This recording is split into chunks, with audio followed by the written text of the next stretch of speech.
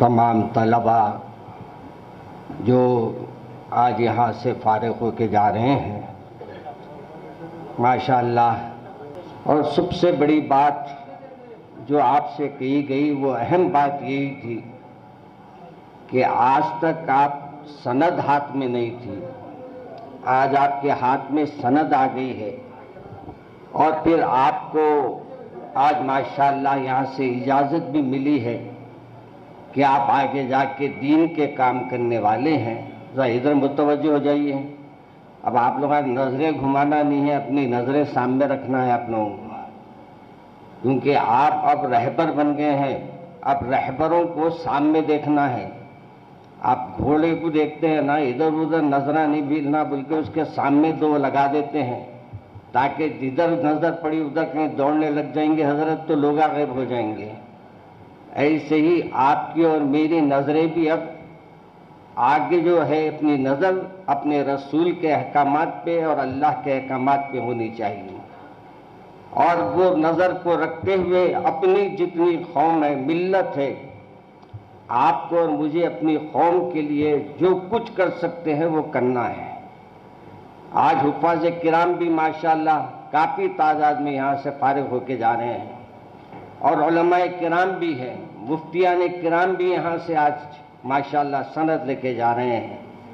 मेरे भाई, सनद बड़ी आसान है, लेकिन सनद को बाकी रखना बड़ा मुश्किल है। आज हमारे इस इदारे का सालाना जलसा है, और इस जलसे में यह सनदात और ये प्रोग्राम जो चल रहा है, आज इस प्रोग्राम में आने से पहले एक ही बात याद आ रही थी, और वो बात ये थी कि एक ज़माना हमारे वालिद माजिद रहमतुल्लाह अलैह तशरीफ़ फरमा रहते थे और यहाँ के तलबा को सनद दिया करते थे। और फिर एक साल पहले हमारे बिरादरम, हमारे हरदिल अज़ीज़, आप सब के मोहब्बत करने वाले, तलबा से मोहब्बत रखने वाले, आज वो दुनिया में नहीं हैं।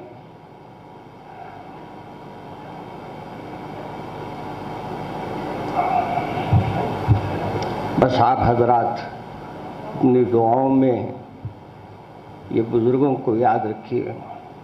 मैं इससे पहले भी कहा हूँ, मियाँ दरख्त लगाना आसान नहीं है, मगर मालिक को मालूम है कि उसको लगाने में कितनी उसने मेहनत की है। काटने वाले को उसका एहसास नहीं होता, वो तो दो कुड़ाड़ी मार के ये समझता मैंने हक अदा कर दिया।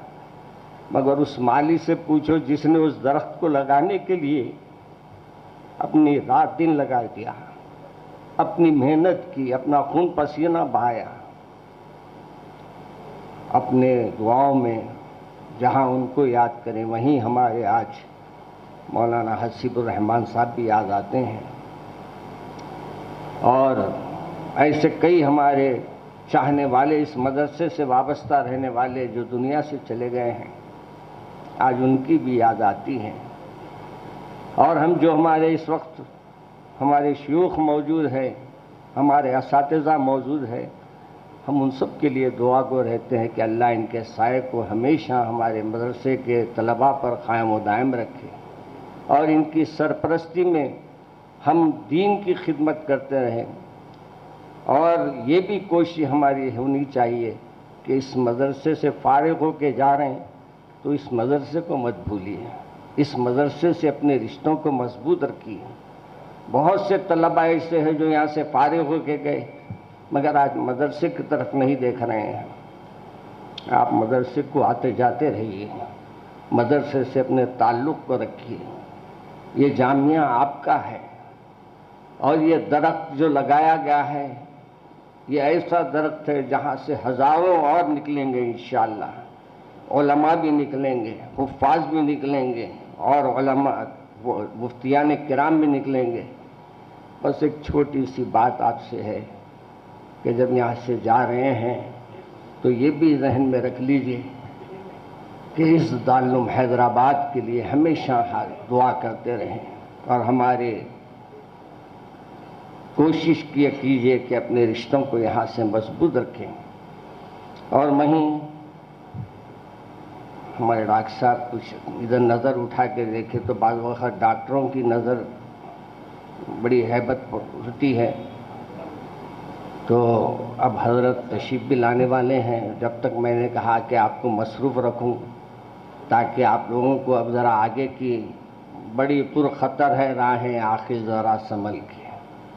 میرے والد ماجد نے کیا کہا تھا، اب آپ کے سامنے ہیں، معلوم آپ کو یہ جب لباس پہنانے دیے تھے نا، میرے کو یہ اوڑھنی دیے تھے نا، یہ اوڑھنی دیتے وقت میرے والد ماجد نے مجھ سے کہا تھا کہ آج سے آپ کسی ہوٹل کے پاس نہیں ٹھہرے ہوئے دکھیں گے میرے کو. آج سے آپ کوئی مقام پر کسی وجہ سے بھی ہو راستے میں نظر نہیں آئیں گے. اور جب سے اس اوڑھنی کو اوڑھا ہوں، نہ شہر کے ہوٹلوں میں کبھی بیٹھا ہوں، نہ کبھی گاؤں کے ہوٹلوں میں بیٹھا ہوں، بلکہ میرے والد ماجد رحمۃ اللہ علیہ تو ہمارے سے پہلے ہی وعدہ لے لیے تھے کہ کبھی ہوٹلوں میں نہیں بیٹھنا. ہمارے دادا جان کی کتابیں ہیں ذوق چائے خانہ. چائے خانے میں کیا ہوتا ہے، چائے آدھی پی جاتی ہے، لوگوں کا گوشت 1 کلو کھایا جاتا ہے.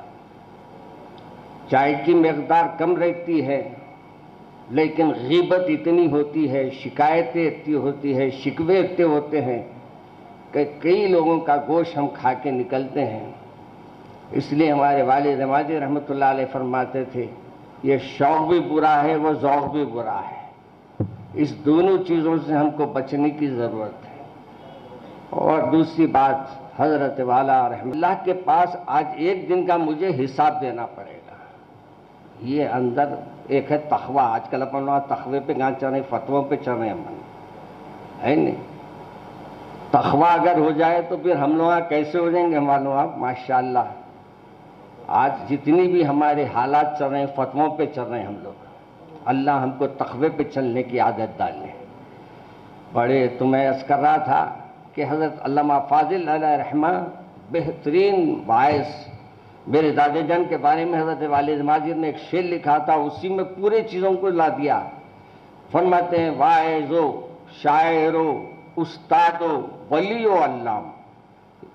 استاد بھی تھے، شاعر بھی ایسے شاعر تھے کہ ہر مہینہ گھر میں محفل ہوتی تھی، اور ہر مہینہ حضرت رحمۃ اللہ علیہ ہر مہینہ شکریہ ادا، شعراء کا شکریہ بھی اشعار میں لکھا کرتے تھے.